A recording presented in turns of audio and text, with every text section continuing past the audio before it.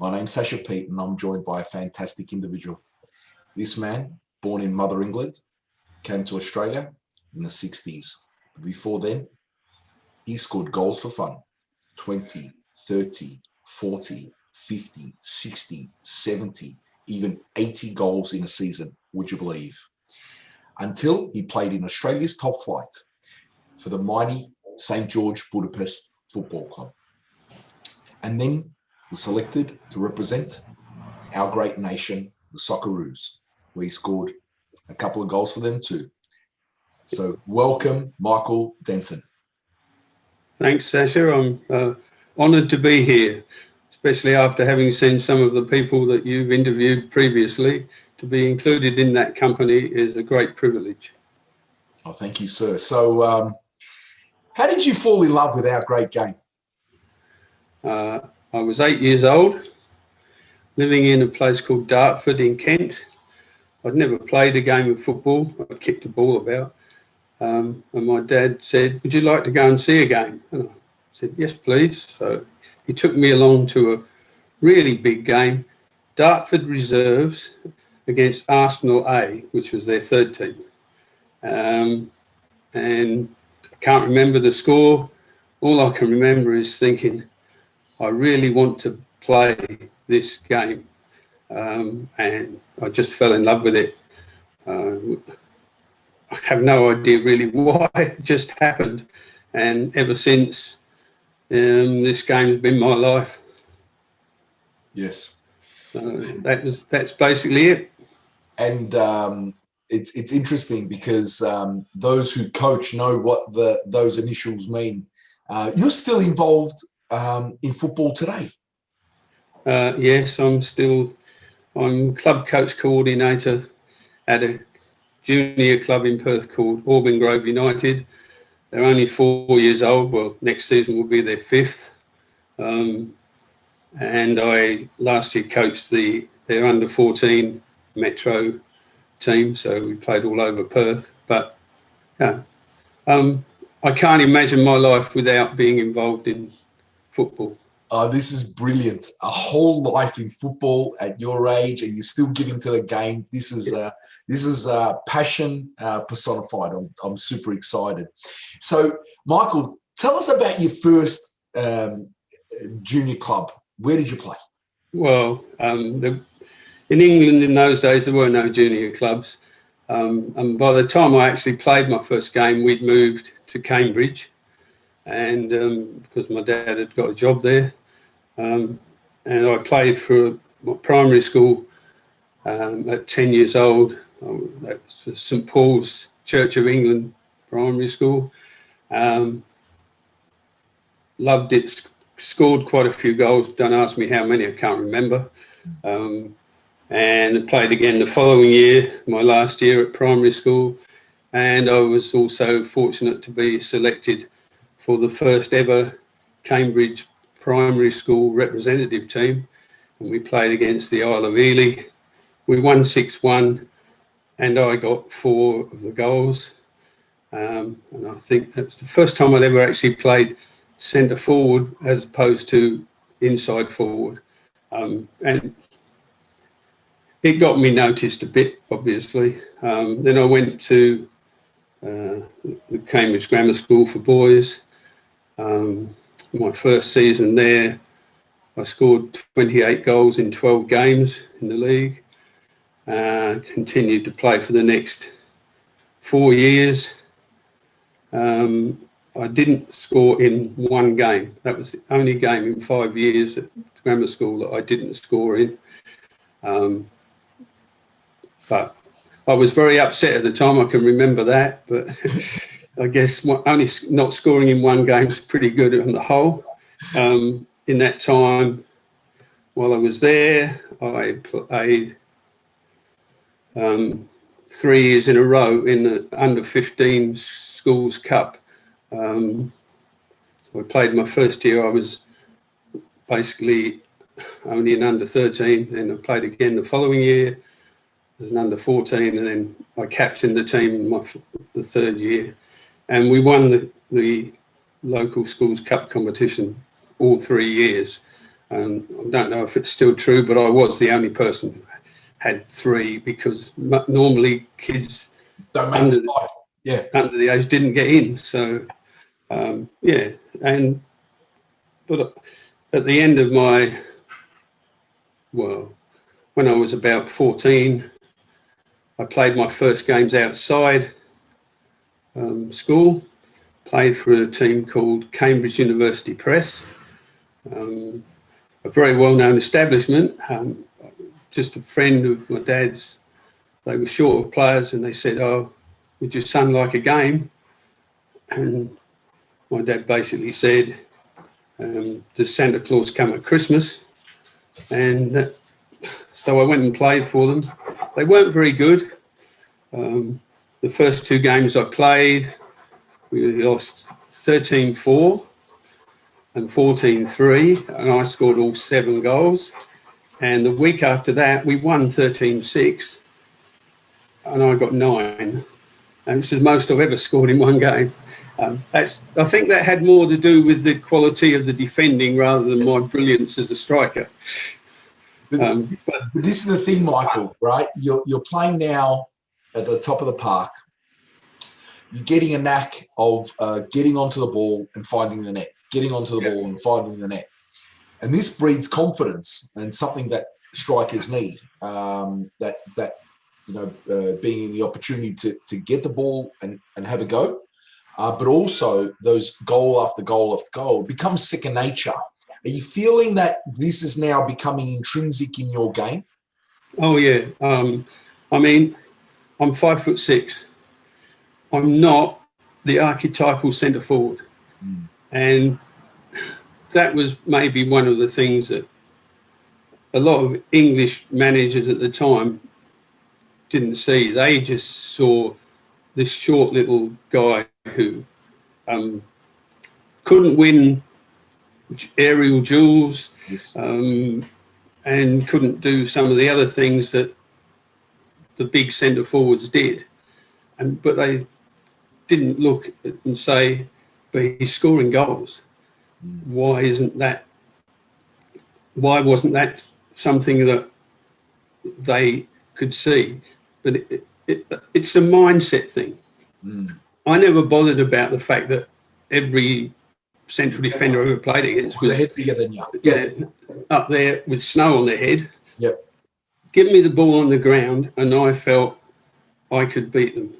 And I had something that a lot of strikers don't have, and that's an instinct of what was going to happen. And the thing is, I would keep going into the same position time after time after time.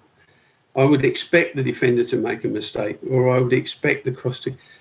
And all I wanted was 6 inches in front of the defender, get my head to it, get my toe to it, and I felt I was going to score. Of course, I didn't score all the time. Of course. Yeah. The other thing is, if I missed, I just shrugged my shoulders and went, I'll get it next time.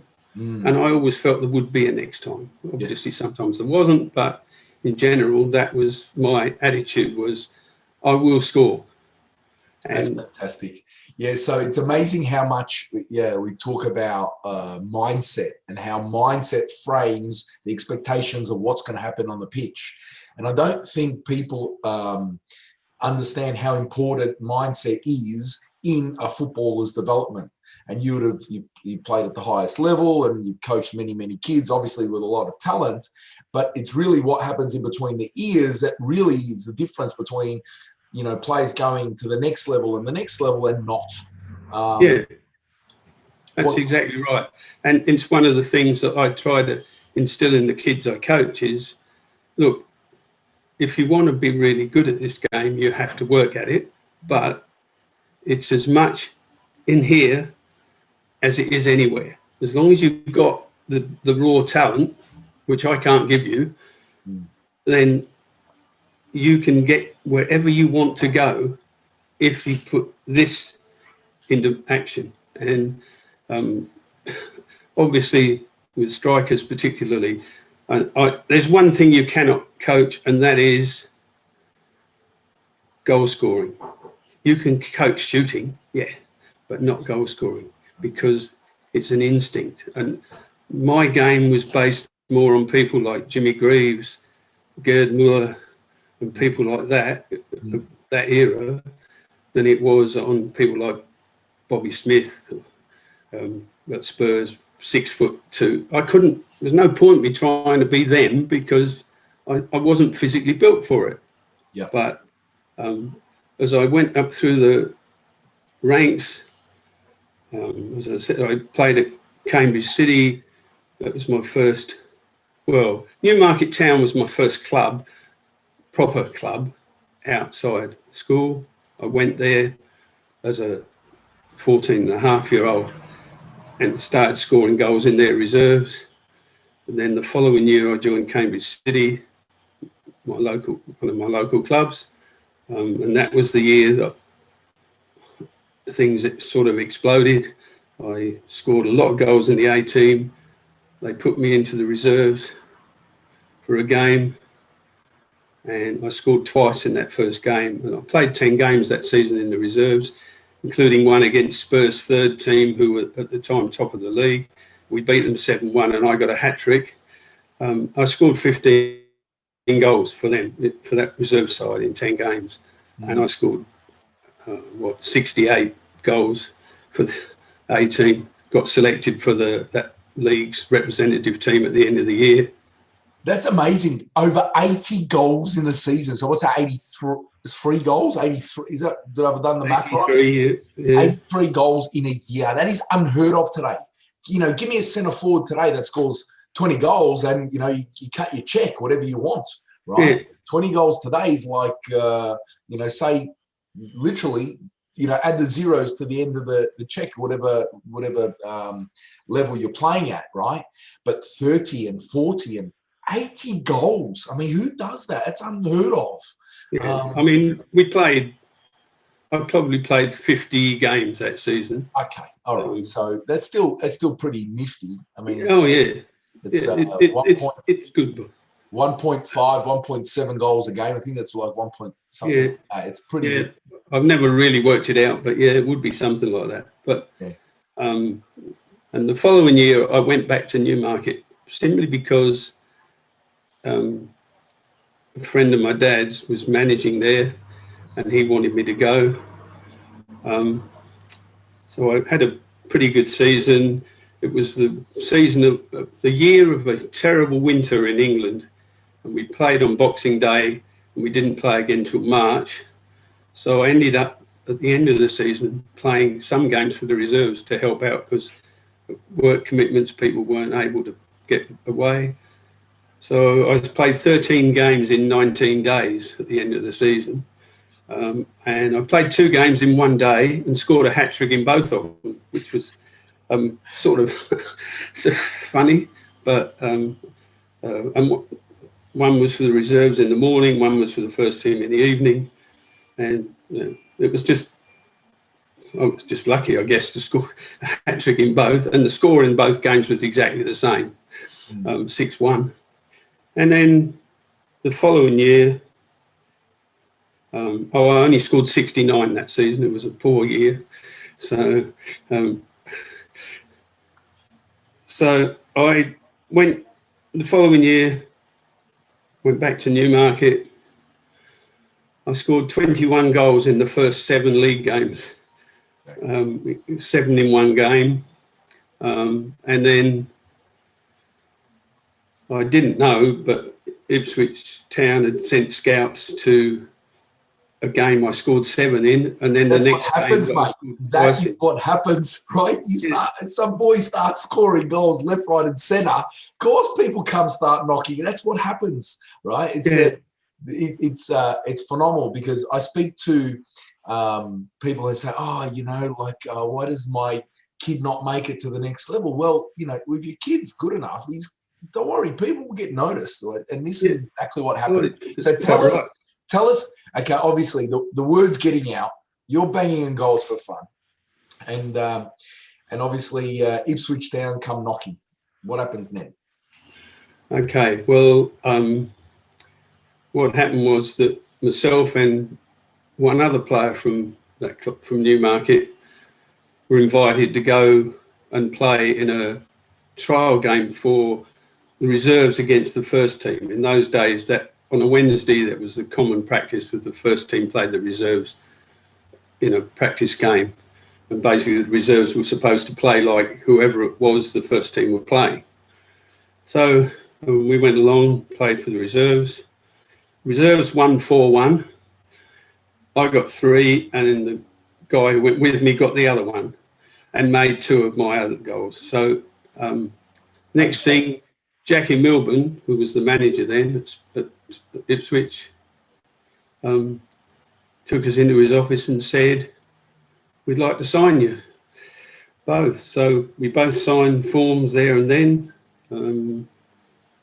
And my first professional contract, and I still have it in my files. And it went from there. Unfortunately for me, my second game as a full-time pro was on a frozen pitch. Someone crossed the ball low and hard across the goal, and as was my normal practice, I was trying to get in on it. I had to change direction slightly because I could see I wasn't going to sit. As I did, I slipped, ended up with a dislocated ankle and a fractured shin. Nobody near me, just frozen ground. Yep. Days before substitutes. It wasn't hurting that badly. They took me into the dressing room. The trainer strapped it up and said, "Do you think you can go back out?" Oh, I wasn't going to say no, so I tried to stand, but I couldn't stand up simply because my ankle was dislocated. I just couldn't stand. Mate. So they carted me off to hospital. Yes. That was the Saturday before Christmas. I didn't play again that season. Yep.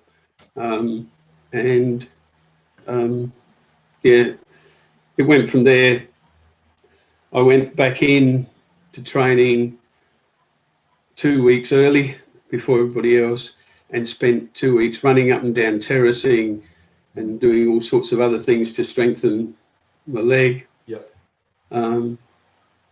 Played my first 2 games in the reserves that season, and scored 4 goals in those 2 games. Fantastic. The days, Michael, where if you were down, something was wrong.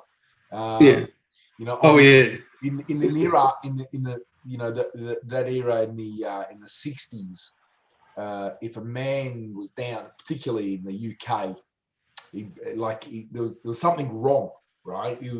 People don't go down unless there's something broken or finished or whatever. Yeah. If he's staying down, obviously, only a generation later, people get touched and they're rolling around, and it's almost embarrassing. I think we're getting better. We're getting better again. This over exaggeration, but in the days where men were men, the only time you go down is if you had to come off the pitch. That's right. Yes, and you would have been laughed at by your teammates if you just went down. Some of the things you see even now, to a degree, they would have just laughed at you. Yes, and they wouldn't have wanted you in the team, frankly. Yes. And that's just the way it was, I mean, and as I said, I started playing against men at 14 and a half, and there was no, we'd be nice to him because he's only a kid. It was, let's scare the out of him and see if he comes back. And I remember particularly one game early on playing against a team called Holbeach, and they had a centre-half who I've never forgotten called Henry Dove, who'd been on Arsenal's books, and he kicked me from one side of the field to the other and back again. And I still managed to score a few goals, but at the end of the game, he came up to me, shook my hand and said, "You've earned my respect." He said, "I did everything I could to frighten you, and you kept getting up and coming back at me." Yes. And he said, "That is really, you'll have a good career." And I felt really good about that. Yeah, and it's interesting. Back then, you had a right to go through a club. Oh yeah. I've finished games with blood running down the back of my legs from the old-fashioned studs that they nailed in. Yeah. There'd be little bits of nail in it, and they'd scrape their boot down the back of your socks, and they'd rip your socks, and they would actually open up cuts in the back of your leg. And you didn't complain. You just got on with it. Yep. So, so anyway, Ipswich, unfortunately, my career at Ipswich was sort of curtailed simply because Jackie Milburn got the sack. The first team was struggling. Jackie Milburn got the sack. The new manager, a guy called Bill McGarry, who had played for England wing half and was known for, as you said, going through players. In fact, he was one of those old-fashioned people who thought the ball spoilt the game.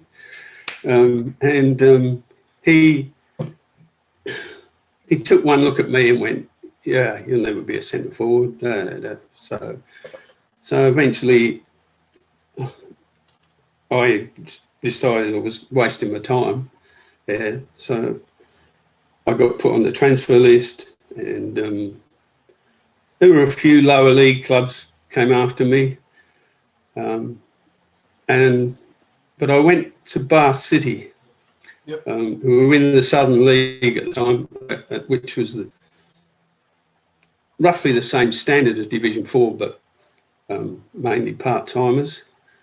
And there was a guy called Ivor Powell, an ex-Welsh international, and I replaced a legend at Bath City, a guy called Charlie Cannonball Fleming, who was Scottish international, actually came out to Australia and coached Hakoah in Sydney for one season.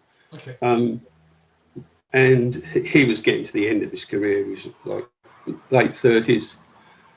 And I saw him play in one game. I went to Bath, and the crowd were terrible to him. And he'd scored so many goals for that club, and because he was getting older and slower and he couldn't do the things he used to do. Anyway, long story short, I joined Bath. I played 114 games for the club and scored 75 goals in those 114 games. And I'm officially a legend at Bath City because I scored 2 goals against Newport County in the FA Cup. They were a 4th division team. And the second one was scored 2 minutes from the end, and I ran half the length of the field, went round the goalkeeper and put it in the empty net. And it's the only time I've ever been the subject of a pitch invasion. All these kids came from everywhere. How many people you reckon came on the pitch? Yeah, I've actually met some of them since. So as adults, I went back to Bath a few years ago, a trip to UK, and I was invited to Bath, got introduced to the crowd and everything, and had a reunion with some of the players who'd been in that team, and very lovely experience, obviously. Yes. It's just nice, you know. I got a whole article in their program about me.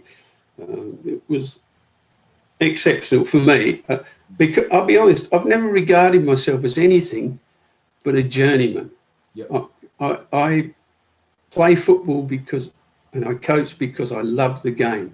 Yes. The money, yeah, it's nice to be paid for something you do for nothing, but for me, that's not immaterial, but it's not the important thing. The important thing is I'm out there, I'm enjoying it, I'm doing what I love doing.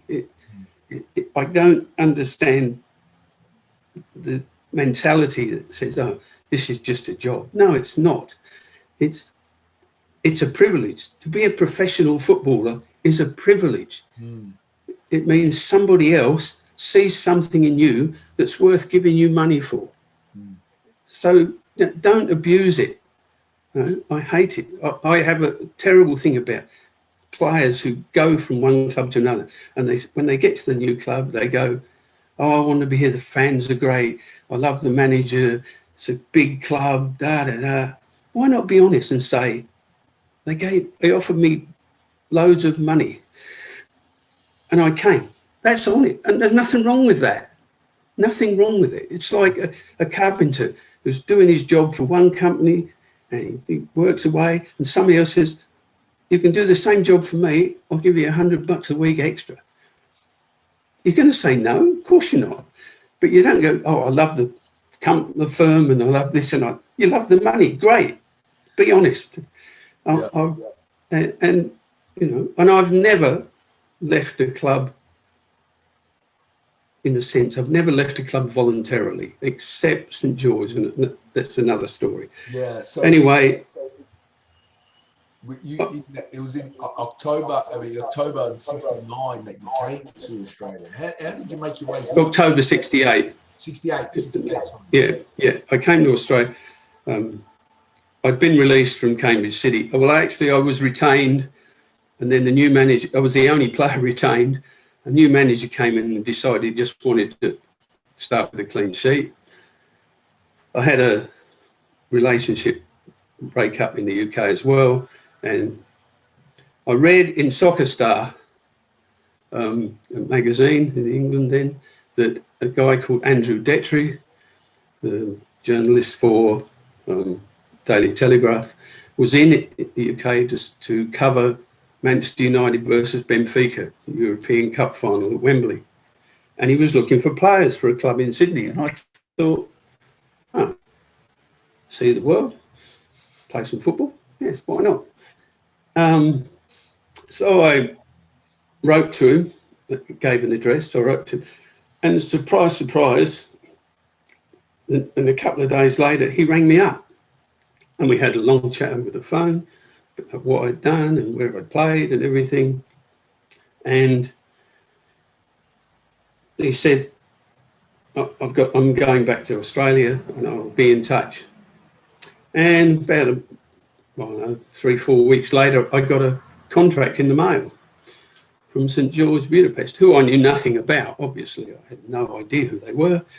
And I hummed and hawed a bit, but I thought, nothing to lose. So I signed the contract and sent their copy back. What I discovered later, much later, from Andrew, was that I was actually the 4th player in a 3-player package. He'd already got 3 players, all of whom had played in Division 1 in England, which I hadn't.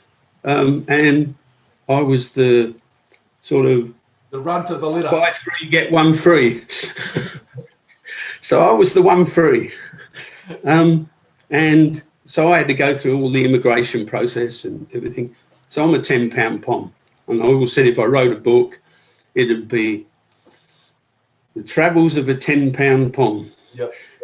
And anyway, I eventually got out here in October '68. There was no football going on.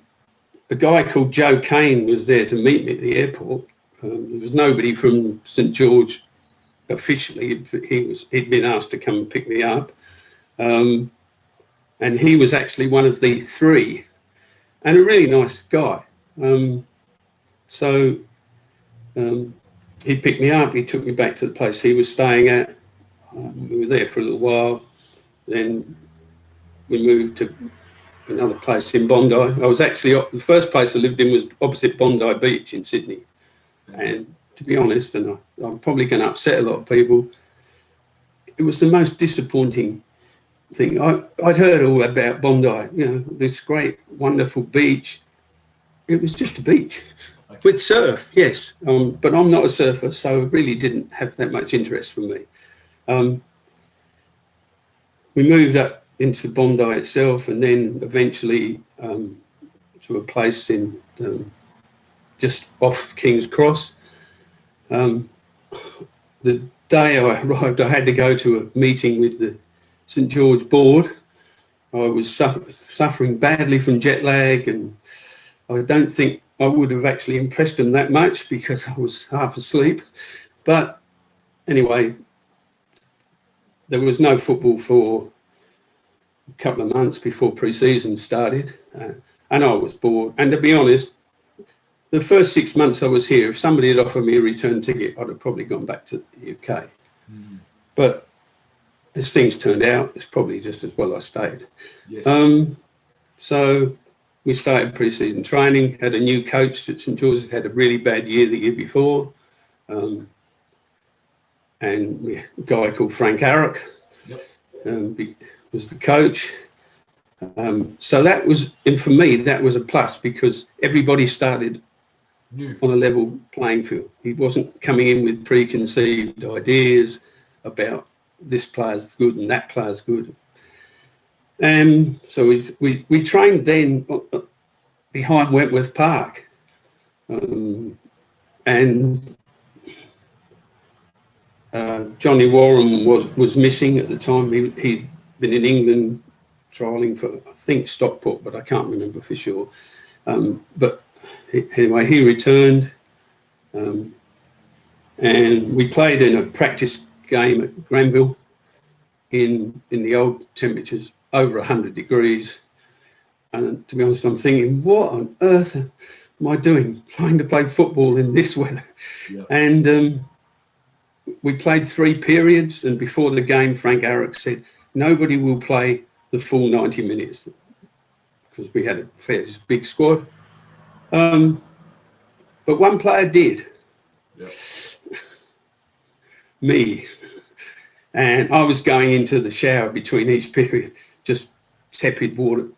And it was dry by the time I went out on the field again.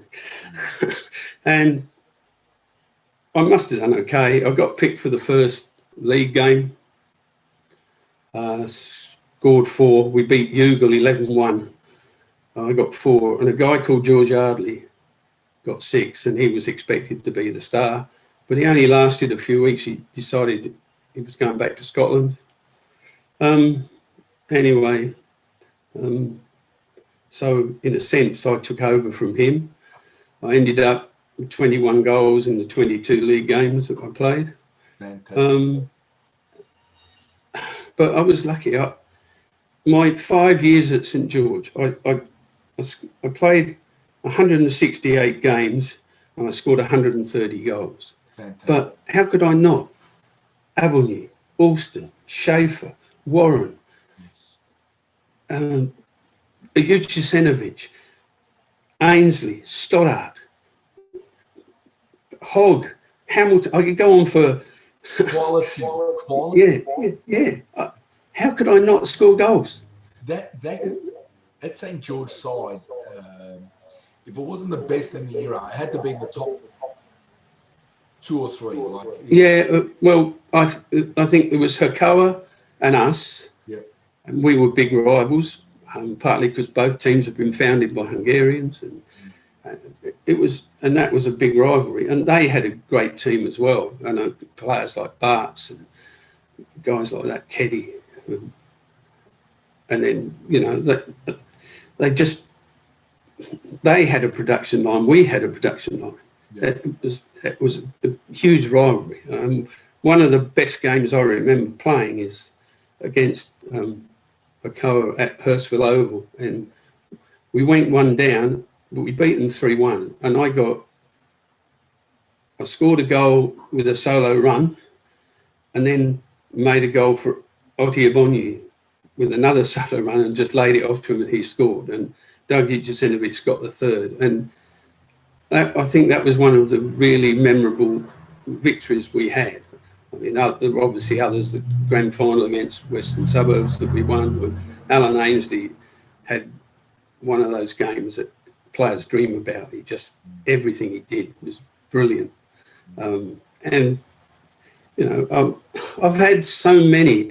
My 5 years at St George were the best years of my professional life as a footballer. Absolutely the best years. Playing with great players. Yeah, the quality side. I mean, I don't know how many Socceroos are in that side, but it's got to be half a dozen at least at any given moment. Yeah. I mean, we have. There are just so many. Our tour to Asia. Yes. When we went to Japan. Yep. It was a strange period of my life. 1970, my second season, and I was thinking, will I stay, will I go, will I stay, will I go? And a few things happened. I met my wife. I didn't know she was going to be my wife at the time, but I met her, and I got and that, well, do you stay? Then St George offered me a new contract, so I thought, oh yeah, well, see what happens. I'll stay for another couple of years at least. And then I got a phone call after the horrendous grand final, played on a pitch where the ball floated for most of the time, that we lost. And Johnny Warren was on the phone and said, congratulations. And I went, on what? And he said, you've been selected for the national team world tour. Yes. And I went, yeah, right. I won't tell you exactly what I said, but I thought he was just, having a little. He said, no, you'll get a telegram. No emails in those days, telegram. And I've still got that as well. And sure enough, the next day I got this telegram, and I had to read it about 6 times before I actually believed that. And then I got a letter saying I had to go and get measured for blazer and trousers and all the gear. And by that time, I was engaged, and we were going to get married in January. So I was off in November on this tour, not coming back till December. And there were a lot of players missing because they couldn't take time off work or whatever. So we went with a very inexperienced team. And people were saying, they won't win a game. We went the first 12 games of a 15-game tour undefeated. We won 9, drew 3. We lost our last 3 games, and that was sheer exhaustion. We'd been 7 weeks away. We'd flown and played and played. We played games everywhere. Lucky enough to play a game in England where my parents were able to come and watch, and my brother, and that was against Luton. And we won 2-1, and I'm again lucky enough to score one of the goals. I played in. I was a reserve at the start of the tour. First game, New Caledonia, Adrian Alston collides with a goalpost and injures himself. Fortunately, not seriously, but enough to have to come on. And Raleigh Rasic, the coach then, looked along the bench, and there was myself at St George and David Keddy from Hakawa. And I still wonder to this day if the fact that Raleigh had just been appointed St George coach for the following season swayed him. But he sent me on, and I had one of those games. I didn't score, but everything I did came on. Positive, yeah. Yeah, everything. Anyway, I ended up playing 14 games of the 15, scored 6 goals, which was the highest on the tour. Played in the game against Greece. That was the first time Australia had ever beaten a European team in Europe. Yes. We won 3-1. Yes. I was lucky enough to play in that. Played in the Aztec Stadium, the last game of the tour against Mexico. All the papers were going, 15-0, 16-0, whatever. And we lost 3-0. And we were the first team from outside Mexico, or outside South America at least, to not have oxygen at half time.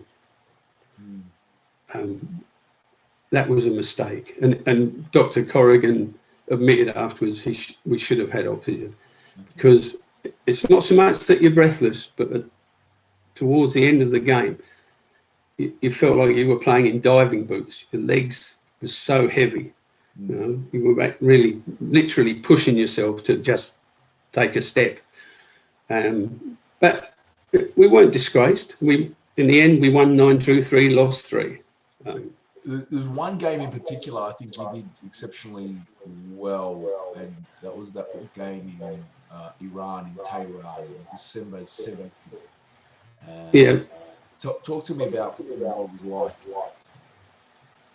Well, we played Iran in the first game of we had 3 games scheduled in Iran. The first game was against the Iranian national team, and there was a pretty much capacity crowd. It was in the days of the Shah and before the revolution, and the pitch was hard, bumpy, dusty, and they were expected to win. They were, but we had a team that really didn't know that defeat was even a possibility. We just would not accept that defeat in that game was a possibility. And we just played out of our skins, everybody. I didn't score in that game, but I had one of my better games. And everybody just played a magnificent game that day. And we ended up winning 2-1. Yes. We had to play again 2 days later against basically what was a Iran B team. They didn't call it that, but and we drew 3-3, and I did score 2 headers in that game, unusually for me. But it was, the experience was great. Playing in front of a crowd that hated you, literally hated you, and you've got to just block it out. You cannot, it's just. What's it like, Michael, standing in a lineup, wearing that gold jersey, listening to the national anthem? Oh, yeah. Well, I mean, you can't really describe it. It's just an incredible sensation to have the national anthem played, and you're standing there, and you just want to make sure you don't let your country down. And I'm still a British citizen, but I'm an Australian citizen as well. And I've been here since 1968. So I've lived longer in Australia than I ever did in the UK. And I often get asked, do people, if we play England at football, who do I want to win? Well, I want Australia to win, because apart from anything else, it's the good it does for football here. That, when I watch England play other countries, yeah, I want England to win. But England, Australia at football, I want Australia to win. I am Australia. I wore that shirt with a huge amount of pride. And I've had not arguments, but discussions with some of the Australian-born players who said, "Oh, but you can't possibly feel the same as we do." Oh, yes, I can, yes, and I do. Yes. This is my country now. Yes, all my kids were born here. Yes, part of me will always be English, but I'm Australian. Yes, and you represented our country with pride, sir. So, of course, yes, of course, and Anyway, we got back from the Australian tour, went to, got married on the 2nd of January. So it'll be 50 years this January. Congratulations, fantastic. Yeah, thank you. Commiserations from my wife, of course. And in March, I was off again to Japan with St. George. Well, Hong Kong, Macau, and then Japan. We flew out of Sydney, got to Hong Kong, straight on the hydrofoil to Macau, straight to the hotel, dumped our bags, got our gear, went straight to the ground and played. We hadn't had any sleep for about 20 hours, and we won 6-1. And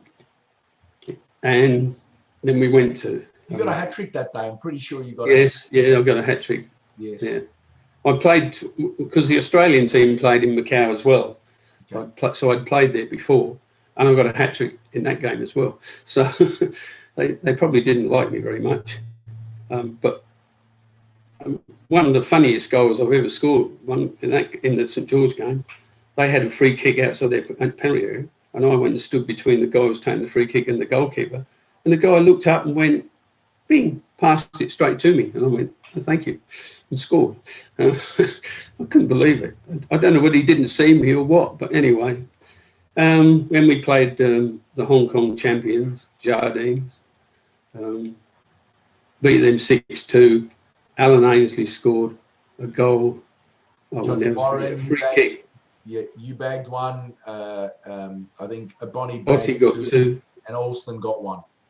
Yeah, and Alan Ainsley scored this free kick from about 40 metres. Okay. And it just screamed in. It literally, goalkeeper never moved. It just went top corner. Thank you very much. I've never seen a goal like that in my life, before or since. But then we went to Japan. Nobody were there to make the numbers up, really, as far as they were concerned. Now, don't get me wrong, they treated us really well. They treated us tremendously well.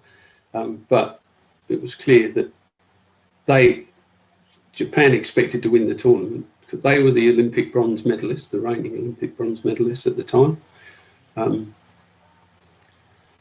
Frem from Copenhagen were the Danish cup holders, and 5 Danish internationals. And Japan B was obviously their next generation. We played the first game against Japan, drew 0-0. Should have had at least 2 penalties, but didn't get them. Then we played Frem. Sorry? That's because it was a Japanese referee. Yeah, well, yeah. Certainly one in particular was blatant. But now you just have to put up with it. There's no point getting upset about it. We drew 0-0, which was still a good result. Then we played Frem next, and we were staying in the same hotel as they were.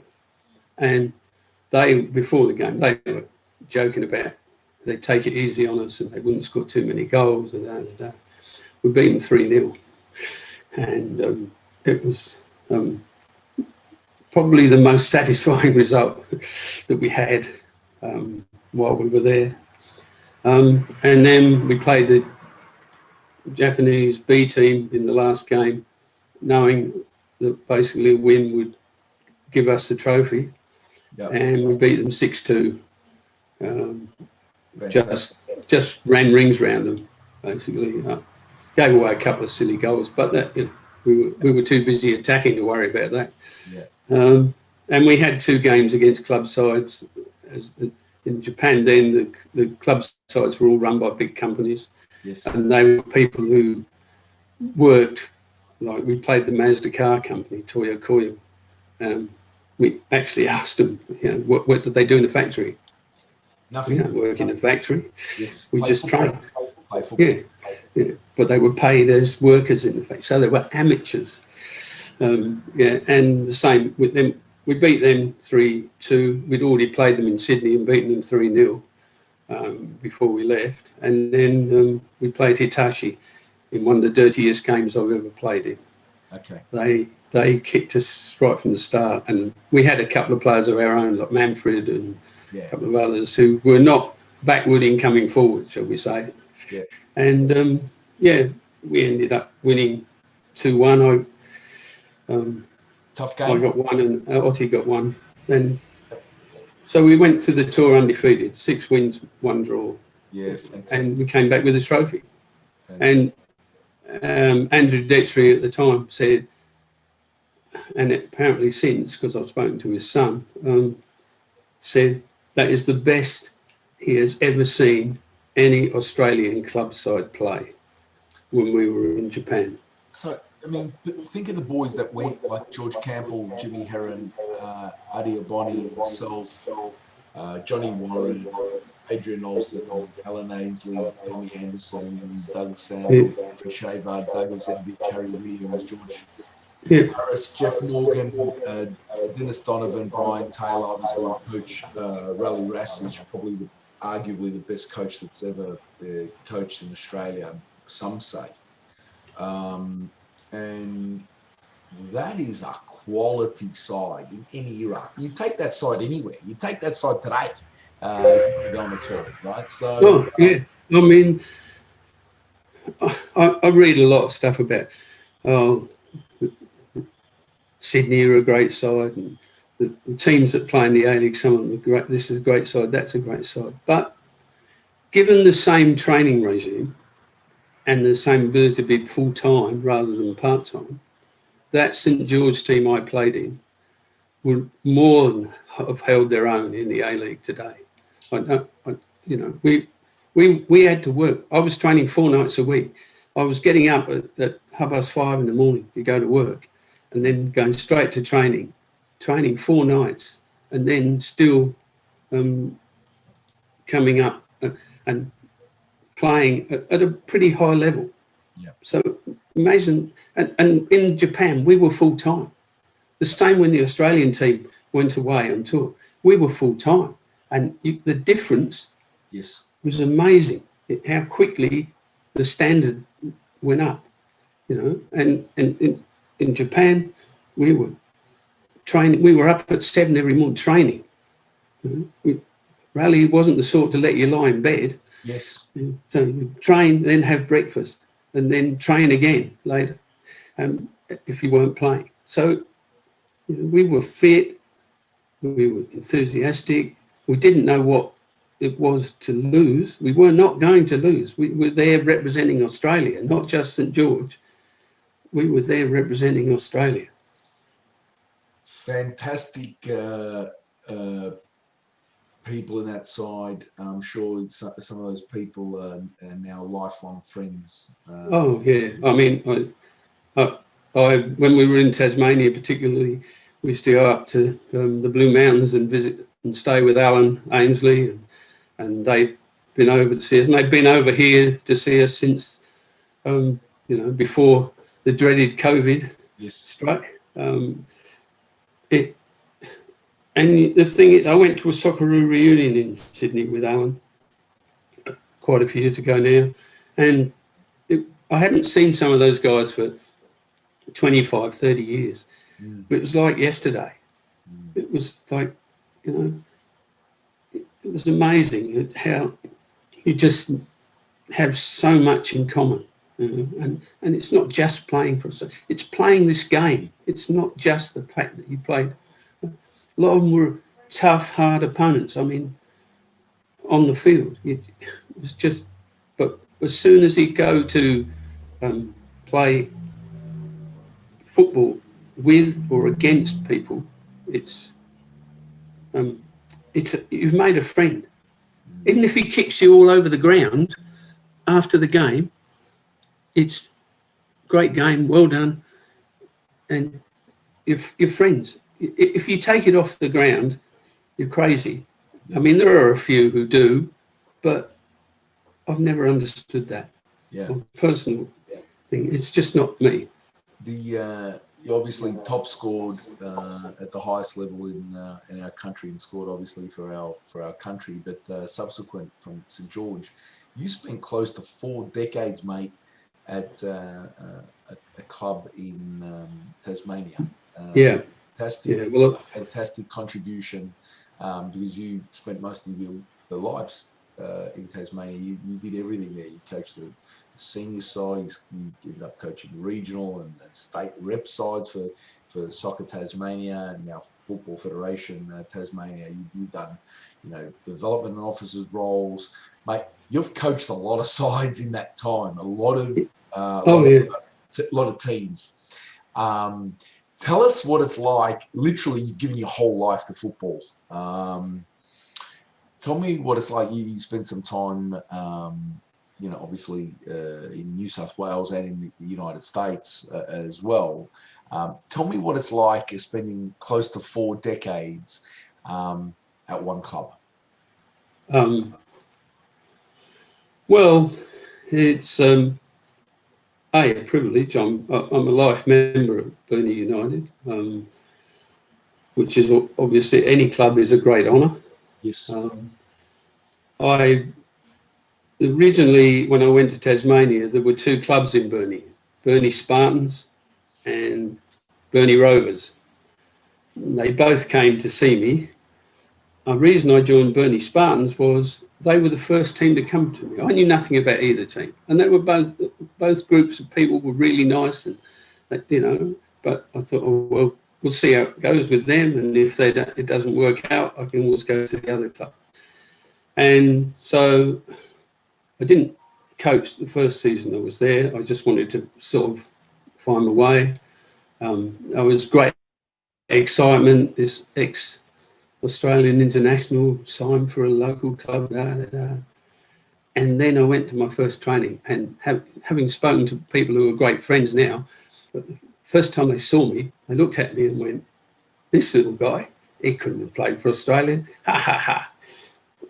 So I wasn't worried. They didn't say anything, obviously, but I got a ball and started running rings around people, and they suddenly went, "Oh, maybe you did."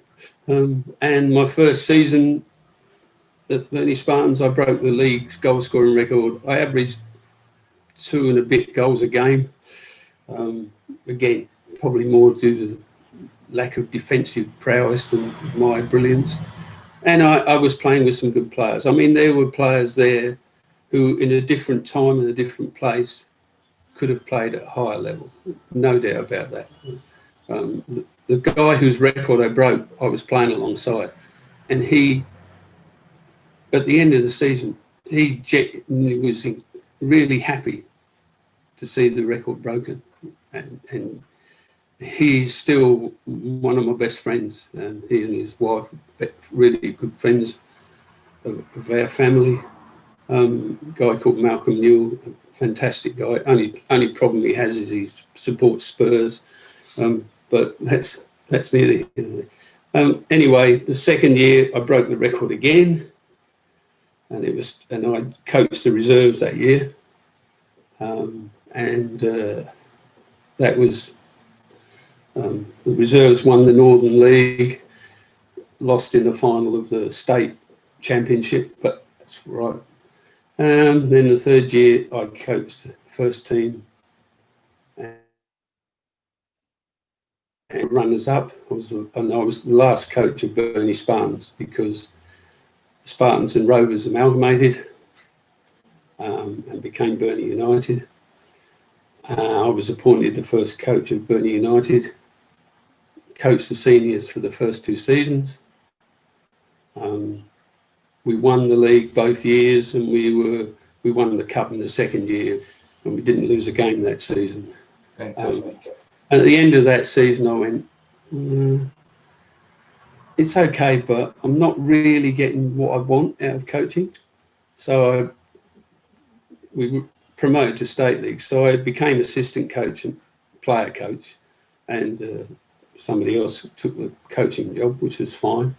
Played in the state league, and we did all right. And then I got the opportunity to coach Northwest teams. My elder son was in a team and they couldn't find a coach, so I said, "Oh, okay, I'll do it." So that was in the under 9s. I coached under 9s, 10s, 11s, 12s, 13s, 14s, 15s with him in it. And in the last 4 years, my younger son was playing, and so he was 4 years behind. So I was coaching 2 rep teams in the same season. I'd coach the under 9s first on a Sunday morning, have a little break, and then coach the under 13s and then under 10s, under 4s, and so on through the years. Yeah. And I was starting to, I enjoyed it, but I didn't like some of the coaching methods that people wanted me to use, standing in lines, passing the ball backwards and forwards. I'm thinking, this is really boring for me, and I'm the coach, so what's it like for the kids? So I started to play games and things, and some of the older coaches or people who've been coaching went, it's not the right way to do it, you know. So I was really thinking of giving it up, just saying, thanks, I've done my bit, that's enough. And then along came a guy who really inspired me, a guy called Les B, who ended up as FFA's community coach, development manager. But he was the equivalent of the technical director in Tasmania at the time. And he and I got to be really good friends. And he brought in a thing called Game Sense, which is a bit like SAT, but also a bit more. And I thought, yeah, this is much better. You know, the kids could enjoy this. This is fun. You know? So I thought, oh, well, let's give it a go and see it happens. And I'm still giving it a go, basically. You know, I don't claim to be any genius. My biggest thing as a coach is, can I transfer my passion and my enthusiasm for this game to them? That's my first thing. And can I make them understand that it's not only football that it matters, it's your life matters. What you do in life matters. How you behave away from here matters. You know, you do your best at everything, because if you don't, the one person you're letting down is you. Not me, not the team, but you. Yeah, I think this is really important, because football becomes a microcosm of the bigger whole. And we can surmise how somebody acts in a session might be the same way that they act in their life. Yeah. And that's... I'm not just a football coach. I'm not claiming I'm a life coach by any means, but I am trying to instill in them that honesty and honour are important. Yeah. You know, if you don't like me, come and say, look, I don't like you. Fine. I've got no problem with that. But don't tell me you like me to my face and go round behind my back and go, he's rotten so-and-so. Yes. You know, it's just, that's dishonest. And that is the biggest, for me, that's the biggest sin. I would much rather have somebody say, I don't like you. I don't want anything to do with you. Great. That's your privilege. I've got no problem with that at all. It's like, I hate racism, for instance. When I was at Ipswich, I had the chance to go to South Africa to play for Durban City. And the money was good. Well, those days standards, it was good. But I turned it down. I just didn't want to go and live in a place that practiced apartheid. It just was not me. And so I turned it down and stayed in England. You know, people were saying, oh, look, just go for the money for a couple of years. And you get, no, that's not being honest with myself. And I really believe in to thine own self be true. It's not optional. You have to be what you are. And that's got me not into trouble exactly. It got me into a little bit of misunderstandings at St George at one point with a couple of the other players who thought I should be going after training to the pub with them. And I didn't drink at all at that time. And I'd only not long been married. I'd left home at 6 that morning. By this time, it was 9 o'clock at night. I wanted to go home and see my wife. It had nothing to do with whether I liked the other guys. I loved them. I loved every one of them. I can honestly say there wasn't a single player I played with at St George that I didn't respect and like. But I'm an introvert by nature. I'm not an extrovert. And that's been for me, one of the hardest things about coaching is getting up in front of people and actually doing it. It's obviously a lot easier now because I've been doing it for so long. But when I first started, I found it really difficult, especially a new group. If I was running a new group, I was worrying about, will they like me? Will they not like me? Am I doing this right? Am I doing this wrong? But now I don't bother because I am what I am. I do what I do. If you think it's good, great. If you think it's bad, you can always go somewhere else. There's no issue. This is the wisdom at its finest. It's like you're talking, and it feels like I'm talking. It's brilliant. So tell me, Michael, because there might be some players that watch this and they're aspiring to play football at the highest level. Like you did, you played football in Australia at the highest level, even represented our country. And so, what advice do you have to those footballers? Well, the main advice is just be yourself, work hard, do what the coach asks you to. If you don't agree with what the coach is saying, just take them to one side at the end of a session and say, look, I don't quite understand why you're asking me to do this. Wouldn't it be better if I did it this way? Never be afraid to ask your coach questions, but don't say that's stupid, because the number of players I've coached, you can hit under their breath. They've gone, that's stupid, or words to that effect. And I've just walked up alongside them and said, listen, you might think it's stupid, but this is what I've asked you to do. At the end of the session, we'll have a little chat and I'll explain to you why I'm asking you to do it. And you can then decide whether you think it's a good idea or not. And 99 times out of 100, when you've actually explained why you're asking them, they do it. But players have to learn to think for themselves. And and that is one of the biggest issues. I see coach after coach standing on the sideline shouting, run there, pass it there, do this, do that, do something else. It's terrible. That's for the training ground, not for the game. The game is you go out and play, do the things we've practiced, and it will work for you, okay, if you do them.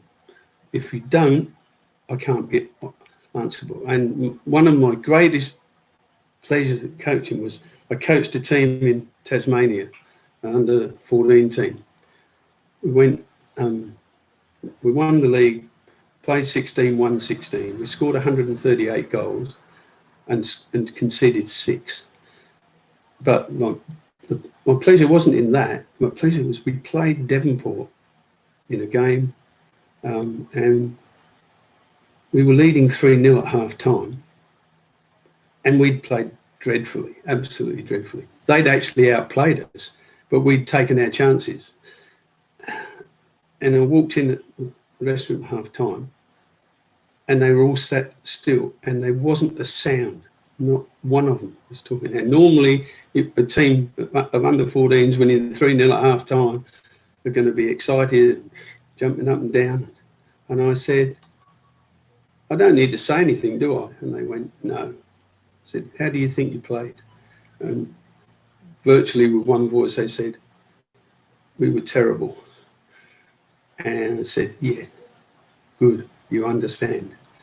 And I said, so now, second half, you go out and do the things we've actually practiced rather than doing your own thing.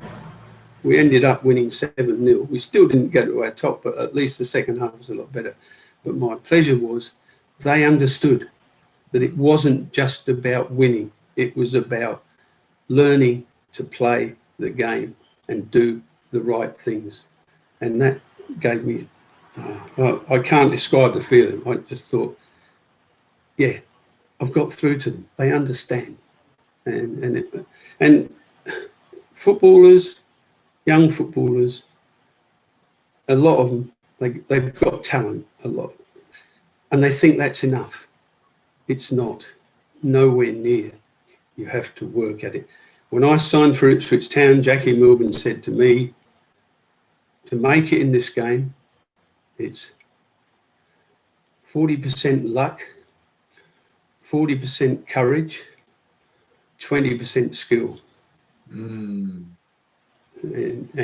what he was saying, really, the courage bit covered everything from, you've got to put your heart and soul into it. If you're not putting your heart and soul into it, you're never going to make it. I don't care how much talent you have, you are never going to make it. And And that doesn't just apply to football. If you want to be a great scientist, if you don't put your heart and soul into it, you're never going to be a great scientist. And like my younger son, 12 years in the Air Force, did 2 tours of Afghanistan, came back. He's now a full-time mature age student at Curtin University doing electronic engineering. He's just about completed the course. He did the first year while he was still in the Air Force as a part-time student, and he's put his heart and soul into it. So he's going to be a great electronic engineer because he wants lives, breathes. Yeah, he wants it. Yeah. And if you don't want it, you will never get it. And it's the same, like I said, it's the same with anything in life.